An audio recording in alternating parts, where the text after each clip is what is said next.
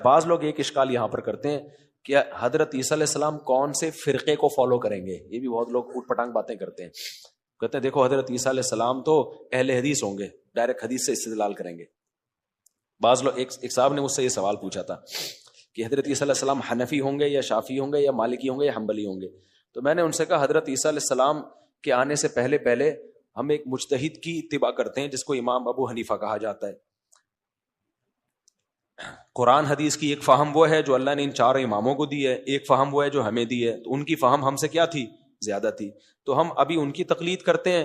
جب حضرت عیسیٰ آئیں گے تو ان ائمہ کی تقلید چھوڑ کے ہم کس کی تقلید شروع کر دیں گے؟ حضرت عیسیٰ کی. تو ہمارے لیے مسئلہ نہیں ہے, مسئلہ آپ کے لیے ہوگا کہ حضرت عیسیٰ قرآن حدیث کی ایک تشریح بیان کریں گے اور آپ بولیں گے نہیں میں نہیں مانتا, میں کسی کی تقلید نہیں کرتا اور مجھے تو ریفرنس چاہیے, مجھے تو یہ بات سمجھ میں نہیں آ رہی. تو میں نے کہا یہودیوں کو چھوڑ کے پہلے کس سے جہاد ہوگا؟ تم سے ہوگا. بھائی حضرت عیسیٰ کے پاس تو علم کامل ہوگا نا. امام ابو حنیفہ کے پاس بھی کامل علم تھا, امام شافعی کے پاس بھی کامل علم تھا. تو جس کے پاس علم کامل ہو اس کی اتباع کا تو قرآن نے حکم دیا ہے. لوگ کہتے ہیں پھر صحابہ کی اتباع کیوں نہیں کرتے؟ بھائی ان کا فقہ مدون نہیں ہے. جیسے حدیث میں امام بخاری کو فالو کیا جائے گا نا, امام مسلم کو, کیونکہ انہوں نے مرتب شکل میں کتاب دے کر گئے ہیں.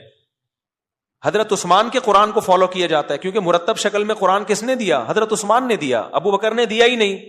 تو اسی وجہ سے مصحف عثمانی کو فالو کیا جائے گا, مصحف فاروقی کو فالو نہیں کیا جائے گا. تو امام ابو حنیفہ نے قرآن و سنت سے مسائل کا ایک مجموعہ اکٹھا کر دیا جس کو فقہ حنفی کہا جاتا ہے. امام شافعی نے کیا, اس کو فقہ شافعی کہا جاتا ہے. تو اب اسی کو فالو کیا جائے گا نا جو ہے ہی نہیں تو اس کو فالو کہاں سے کریں گے ہم؟ تو میں نے کہا ہمارے لیے مسئلہ نہیں ہے, مسئلہ کس کے لیے ہوگا؟ آپ کے لیے ہوگا, کیونکہ آپ تو کسی کی اتباع کسی کی تقلید کے قائل ہی نہیں ہو. آپ لوگ تو اندھی تقلید